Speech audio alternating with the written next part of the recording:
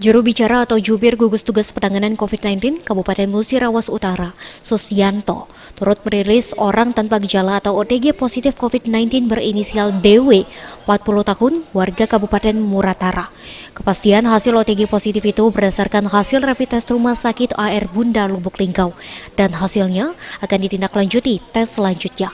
Sebelum OTG, DW dirawat di Rumah Sakit Umum Daerah Rupit karena hamil dan akan melakukan persalinannya melalui sesar. Maka DW dirujuk ke Rumah Sakit AR Bunda Lubuk Linggau. Meski hasil rapid test AR Bunda positif, maka perlu dilakukan tes selanjutnya untuk memastikannya di Palembang.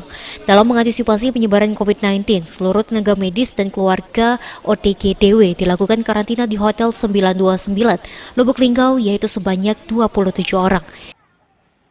Sudah positif rapid test, jadi terhadap ibu ini kita akan swab test. Kalau yang lain kita karantina dulu, nanti baru dirapid. Rapid testnya positif, baru kita tindak lanjut dengan swab. Tapi mudah-mudahan kita harapkan orang yang 27 ini semuanya rapid testnya negatif. Cuma ini untuk berjaga-jaga. Positif untuk OTG yang positif ya, hari ini satu ya. Positif berdasarkan rapid test ya, tapi belum terkonfirmasi. Nanti kalau sudah hasil swab test baru namanya konfirmasi.